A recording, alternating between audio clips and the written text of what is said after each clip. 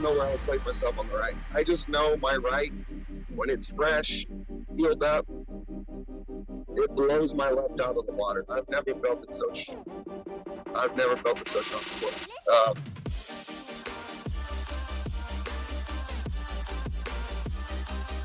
Hey, what's up, everyone? We're back with another episode of the OK Arm Wrestling podcast.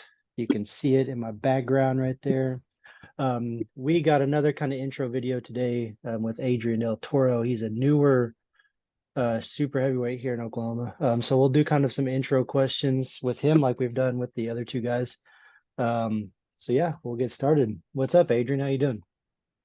I'm pretty good. Just driving back home. Out on a job? Yeah, some freight in Wichita, Kansas. We were supposed to be going up to Washington, but things are getting pushed back, and it's going to affect a couple of things I have planned for next week. But it is what it is. It's how the job is, dude. Yep, that's how it goes sometimes, man. Okay, so we'll get started with these intro questions. But just a question I want to ask because I don't remember. How old are you? I am 23 right 23. This guy's 23 and he's already a monster. Look out, Oklahoma. Okay, so our first kind of basic intro is just let us know where you're from, and who you practice with, if you practice with anyone on the regular. Oklahoma.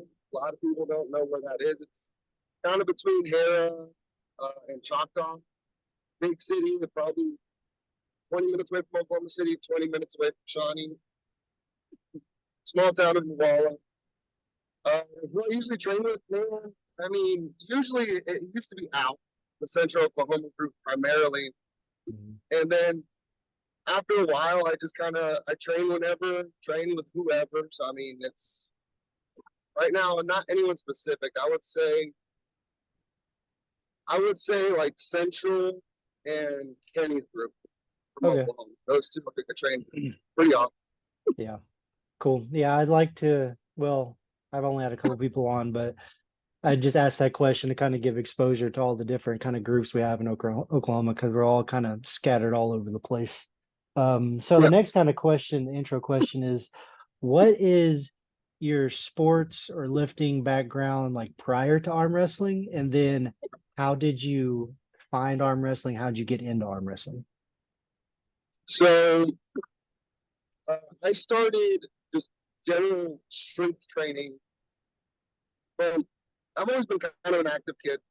My parents got me into soccer, tried football, hated football.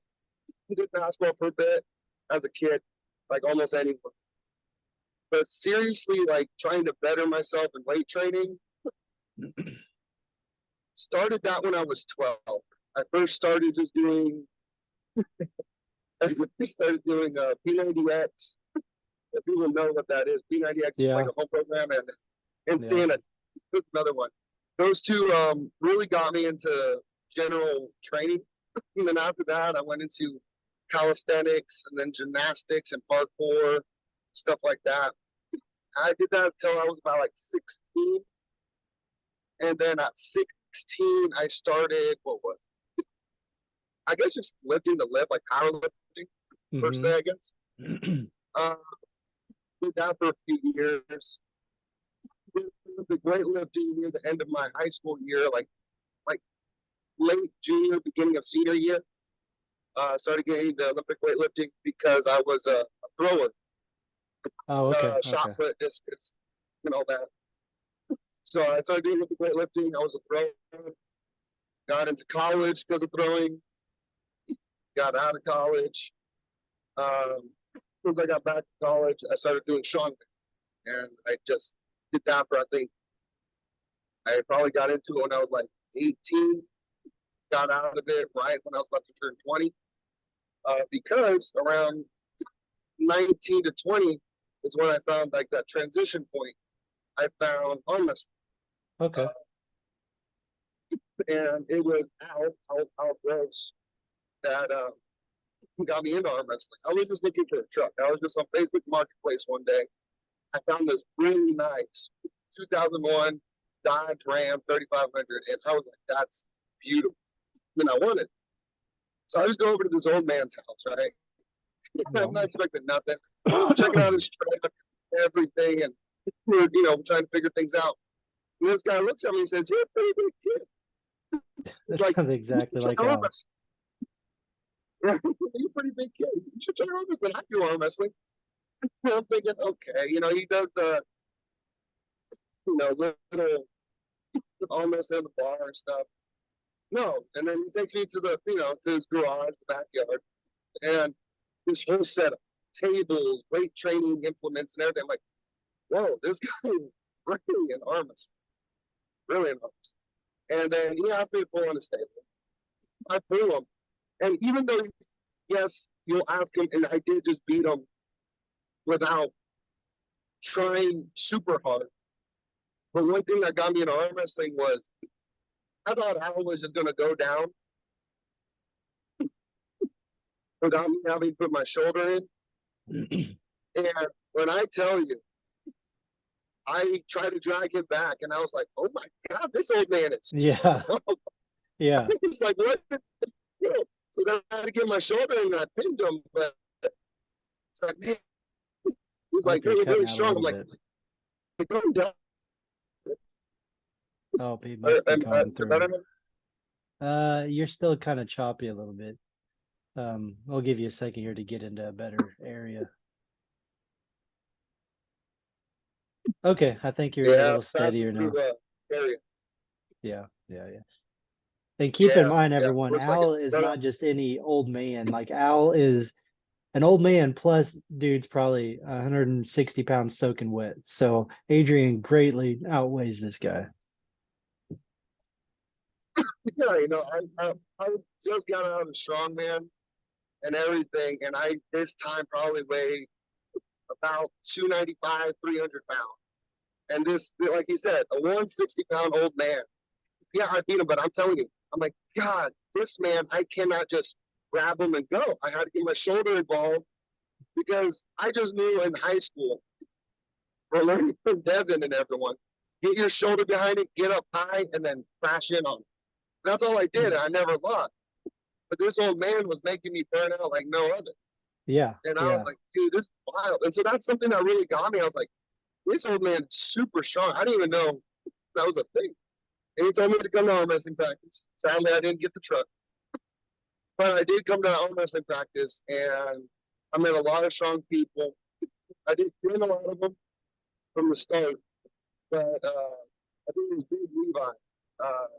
Big Levi was the guy that first was my first goal, because he stopped me. I went in the press and everything. I couldn't move him. Nothing.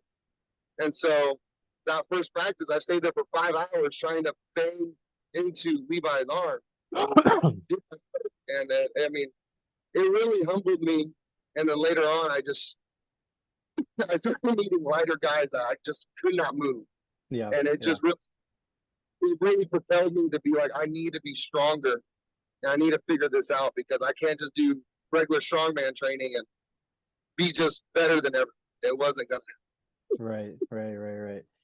No, it's a different kind of strength, and everyone finds that out, especially your gym bros that just started arm wrestling. Yeah.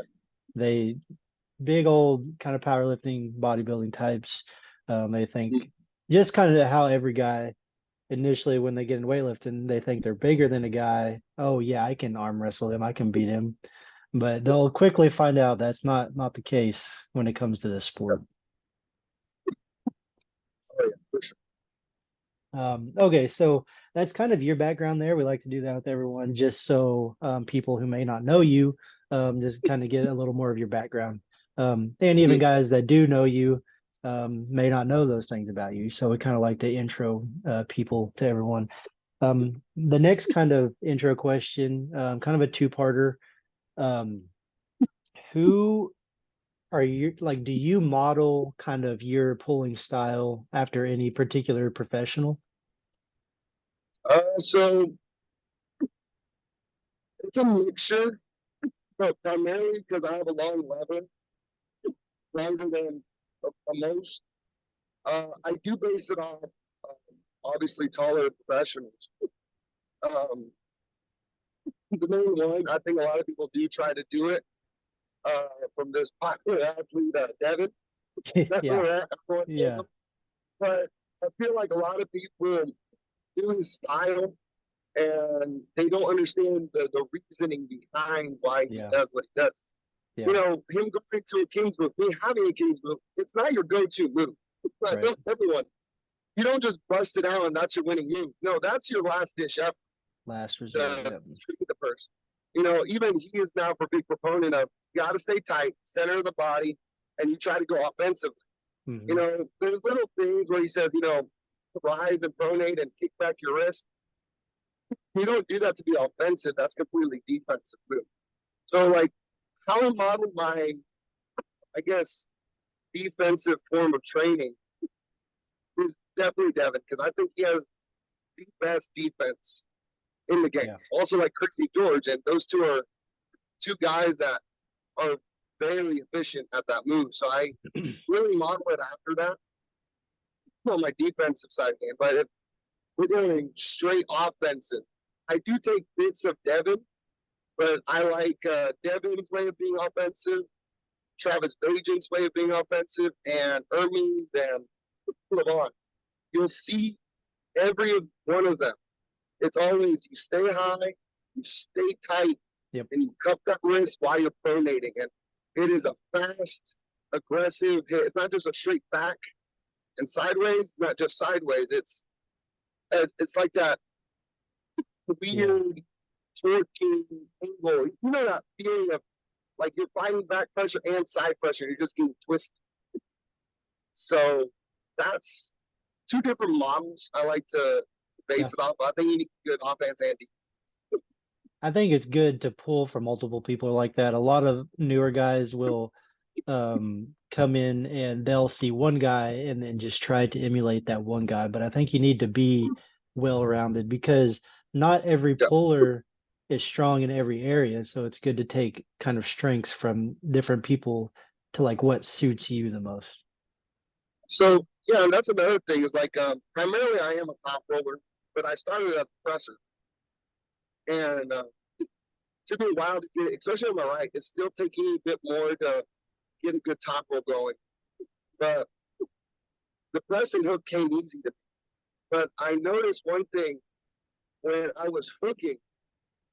If you face those shorter arm guys, if you get sunk underneath them, as a taller arm wrestler, you will not win unless you're tremendously stronger. And if I'm going to go in a hook, my favorite arm wrestler to model that after is Devin Lorette, because it is a tight hook he does, the press almost, basically. But really good hookers I like to model after is Aljan Mortov.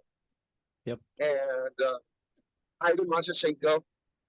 Those two are insanely good at what they do. Even Marino Mash with his shoulder pressing ability and everything, getting in. I mean, those guys, and Jerry Catter, of course, but Jerry's different. Yeah. And everyone's different. But in general, I tell everyone, you know, there's a new guy, I tell everyone, Isaiah. I think a lot of people know him. Isaiah, he had this bad habit of dragging straight back first. And if you're meeting a top roller, you're also fighting their back pressure. So your cup has to be way stronger to contain. And obviously, at such a high level, it's hard to do that. I mean, so I told him, you're going to be a hook puller. You got to first come forward and secure their pronation to your cup, and then you can do what you want. Yeah. Yeah. And ever since he started doing that, he's been on a tear, man. I mean, kid's super strong. I tell everyone, if you're going to be a hook puller, look at those guys. Aljan Mortov, Evan Prudnik's another good one, and Ivan Machashenko. Those three right there. And actually, one guy I don't hear a lot of people talk about, but his hook setting ability is insane. Is Georgie or Gorgie, but Georgie Serrano. Really insane hook puller. Oh yeah. Yeah.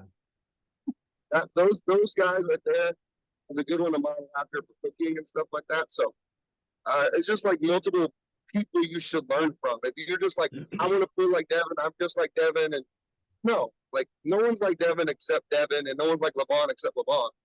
You know, you can base certain things off of, but you got to figure out what works for you, how to figure things out yourself. Yeah, that was a lesson I had to learn the hard way about hooking, because that's my kind of go-to style. Early on, it was just always trying to cup and blast sideways at the same time. And if I was stronger, then I would obviously like it wouldn't make a difference. But if I was weaker than the guy, I'd end up way out here with my wrist busted back. That's when I started coming forward, securing, like blocking their pronation essentially with my bottom fingers, trying to get that cup locked in and then go sideways. So yeah, once Isaiah gets that locked in, dude's gonna be an absolute menace. He already is, but that's just another Yeah, level to his game right there. yeah, that's something I tell everyone, because a lot of people think top roll, and people think top roll is like, I got to bend their wrist back and go sideways. If you were wanting to go sideways right when you bent their wrist back, like, let me put it like this. If you are thinking, I got to bend their wrist back, otherwise I can't top roll them. If the wrist doesn't go back, I'm not winning. It's like, no, a top roll isn't just bending the wrist back and that's what you have to do. Top roll, all a top roll is keeping their hand flat, keeping control of their pronation. Top roll is just hand control in some length. You know, for me, like even if we're both top rolling, but if I'm able to maintain my rise and pronation, I'm controlling those lengths. And as long as your wrist is flat, I mean, you know, as a hook puller, if your wrist is flat, going sideways and dragging back is not really an option. No, You know, because no. you're worried about getting the wrist cracked back. Now, Big Levi, it happens to Big Levi with Matt B, and this is why he's being more patient. Is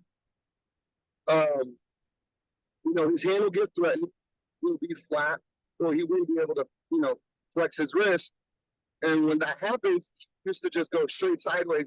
But right when you put pressure sideways, something's going to give, and that pronation is secured.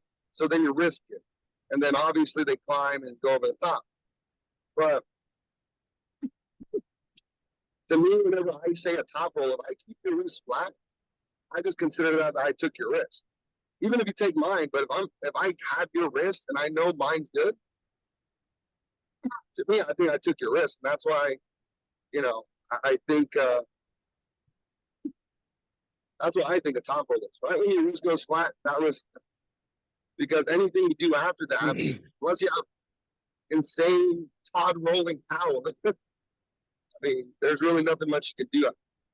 It's super hard once, like if you're a hooker but you get flattened out, like it's near impossible unless the guy is Yeah, just weaker. You can't regain that back unless they just gas out or make a dumb mistake. yeah. Like what typically happens, like I said, is I like practicing with Big Levi for the fact is that it's the completely counter styles we have. I'm pretty much all top rolling. He's all inside for the most part. And so I know the times I can, go from the setup and get a good setup and then go sideways and take the wrist or keep it flat or take the pronation.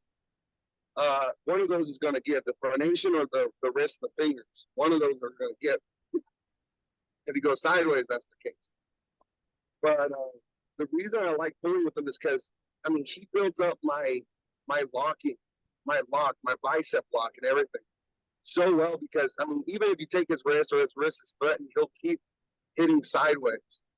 And same with Isaiah. Isaiah is the same way. He'll keep going, he'll keep trying to maintain hand control.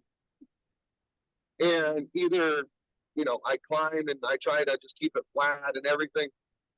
But it's really nice to get pushed this way and sideways and get this locking pressure in this defensive position. And it's just good training practice for those two. And same with Stephen. Stephen, all three of those guys are just insanely strong inside. And so, at first I'll keep their hand flat and then I'll try to maintain as much as I can, and then I'll let my pronation give a bit more, or maybe I'll figure something out. Because all practice is just getting a good workout, essentially.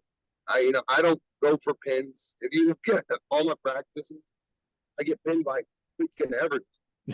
and and there's no issue. There's no shame in it. It's just you gotta find your angles to work on, and and get a workout for them too. It's like give and take. That's why I really like training those guys too. Yeah. And that's, I mean, kind of touching on that practice subject, this is kind of veering off a little bit, but I think a lot of people, a lot of times they kind of fail to see that, like, the point of practice is not to get pins, it's to learn, develop yourself. All that Yeah, pinning, kind of hitting on each other, it's good for conditioning. But if that's your kind of main intent in a practice, I think you're kind of going into it with the wrong mindset. yeah, I agree. I mean, there's a time and place for it, definitely. The just hitting away at each other. But you're a bigger guy. Most people don't pin you, but you said you take pins in practice all the time, which that's the best mindset you can have. That's how you grow right there. Well, like for example, like Isaiah, we practice sometimes Tuesdays, and maybe in the beginning I'll maybe pin Isaiah one or twice, and just so I can feel my angle offensively, try different things. But primarily, maybe if I do it once or twice, I just then at that point I try to hold and I try to maintain my angles, and I try to prevent the pin no matter what. And I do that with Big Levi, Stephen, everyone I meet. I may do once or twice in the beginning just to see where I'm at. Or maybe I just go straight for the holding. It just depends. If I'm pretty beat up, I just go straight for holding. Because offensively, I notice it bothers my shoulders a lot, which I just kind of trying to strengthen my shoulders right now through bench pressing, shoulder pressing, certain things. But it's good to get a few pins. But to me, I find a lot more benefit for me if I can try to maintain center or that defensive position. We'll try to and I think that's the kind of mindset you should have. It's fine to get pinned, right? It's fine to get pinned in practice. There's no reward there. It doesn't mean anything. You gotta peak for your competition, the super matches and everything. And days, even if you peak, sometimes you're off, sometimes you're on, and it is what it is. But you just gotta keep at it. Arm wrestling is very much a long-term game. That's kind of what I'm in for. Right. And I mean, you've mentioned Devin, and that's one of his biggest philosophies, and something he kind of mentions again and again is if you're the stronger man in practice, you defend, let the weaker man get into his positions and just hold. And that sounds like exactly what you're doing. And to me, it's not like I don't know. I always maybe it's just in that way to sound too cocky or something. Oh no, you don't. You don't. Yeah, I don't have to come off like, yeah, this one I'm holding everyone. I hold everyone because genuinely everyone's strength level. Like if you go from Robert Kelly, I'm telling you, man, that man is so fast. Even if I maybe try as hard as I can, his speed will knock me off center a bit. And then you got like people like Stephen, Big Levi, strong, dragging pressures and everything. Like everyone provides different feeling.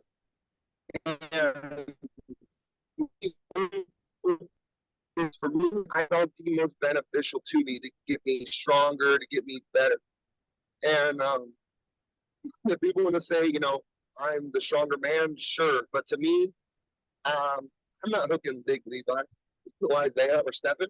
Hell no, I'm going straight in the top rope. And to me, I generally believe for sure Big Levi, Stephen, Isaiah, I think they're stronger than me in a hook. Same with Eric Biggs. Yeah. I'm going a hook, I'm going ready goes, all top rope.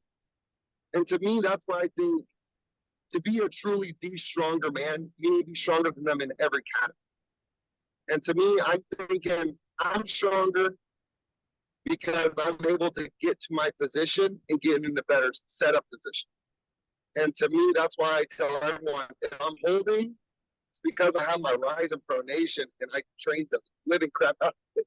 And that's to me, that's why I try to do with everyone is hold, burn them out, try to get a good work in. If I leave the practice and I'm fresh as a daisy, I did myself disservice. Everyone else. Yeah. Well, and you, if you get to your spot and you're able to hold like that, that just allows the other person. I mean, like if you're able to get to your spot, that means that's a weakness for the other guy. So it allows them to kind of work on that weak spot. I mean, even then, like Isaiah was like, I remember the first time he came to practice after a long while, he asked me, he's like, you're able to keep the hand and everything. And Isaiah is very good about climbing and two and everything. So, obviously I'll stay in one position usually. I do this with everyone. Unless like I'm going pretty hard, then I'll keep reclimbing to maintain position. But I'll stay in a good position. I'll get a stop. I'll try to maintain stops. I'll let people climb over me, get more of their cup, and then I'll try to fight harder in that negative position so I can again get more work in. But he was asking me that one day. He was like, how do I not get my wrist flattened at first? And that's whenever I told him, how to beat the high posting, back pressure top rollers. You got to come forward and cut them off. You gotta commit your shoulder. If you don't, then they're just going to back pressure you, and you're going to try to match them, and you're just going to get your hand rested. Every move has a counter. Even if you were like, how do I defend that? How do I stop that? This is the move you do. And then I'll switch it up, and then they'll be like, well, how do I defend that? And it's like, you always got to teach everyone how to counter and give everything. It's just the name of the game, Are you able to hear me right now? Crystal. Say what? Yeah, I can hear you crystal clear. Okay. I was using my headphones and they died. I didn't know if my computer audio picked up or my computer speaker picked up. Oh, for sure. Okay, cool. Just a little side note on this Isaiah guy that we've talked about. I think I mentioned him on one of my other videos. But this kid is a 176er, and what is he, 19? 18, 19? Yeah, like 18, 19, somewhere. So with that information, this kid is already hanging with the best in the state. Isaiah Jones is going to be a name that you guys out there are going to be hearing nationally definitely within a few years, if not sooner than that. This kid is an absolute prodigy. So I guess kind of the last part of the introduction thing is a few part question. It's basically kind of your personal goals in the sport. Like, what are you trying to, first part is like, what are you trying to achieve like this year? The next part of the question is, okay, rewind. First part of the question is, where do you see yourself? Like, where do you think you sit right now in the state? That's first part. Second part is your short term, like within a year goals. And then the last part is just like, what are you trying to do in this sport, like long term? Yeah, so like where I sit in the state, so this is a thing, and I'll be honest because I mean everyone can look back and everything. If you look at my competition history, super matches, I'm not really super active. I go to practices and train. It's just schedule. I'm just busy usually. Right. I got things to do, but I keep time to train my body, my arm wrestling, go to practices. You look at all that, you would look and be like, oh, dude, this guy's like 8th place on the right and like 9th place on the left. But because I think because going to practices, people know me and people feel me in different strengths. I mean, Tommy, I think I heard on one of his podcasts put me as number 3 on the left, which very generous. I'll take that. I don't know. And the super class, maybe 3 on the left. I don't know. Jimmy Vincent is a super strong fella. Bryce Dalton's super scary. Matt Sartori, super scary on the left. I did pull him. I did lose. But, I'll try to get my revenge someday. Was that the one goddamn it, back in August? Yeah. Okay. November, September, something like that. It was last year in the winter time.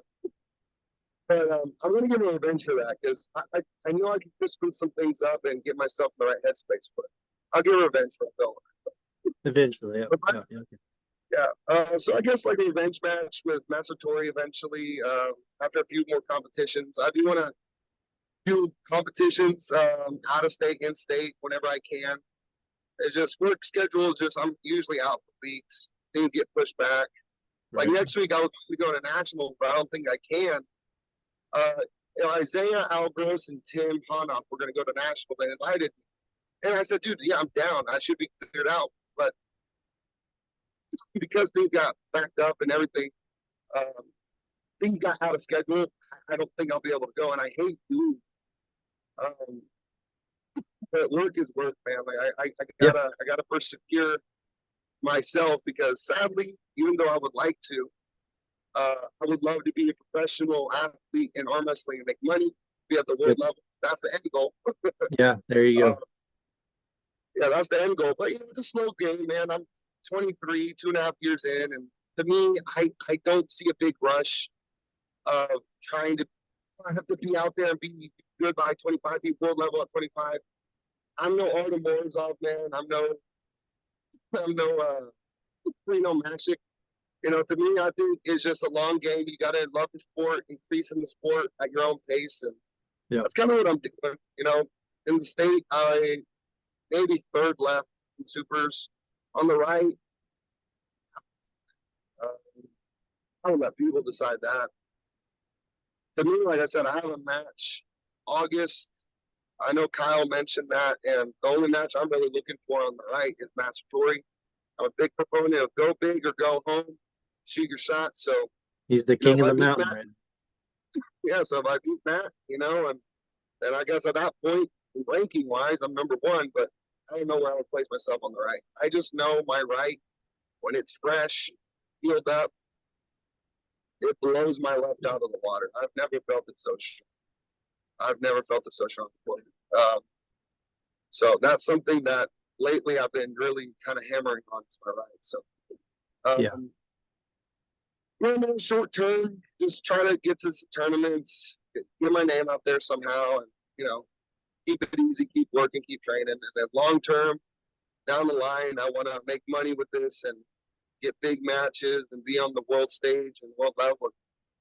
Just try to represent my state, the USA.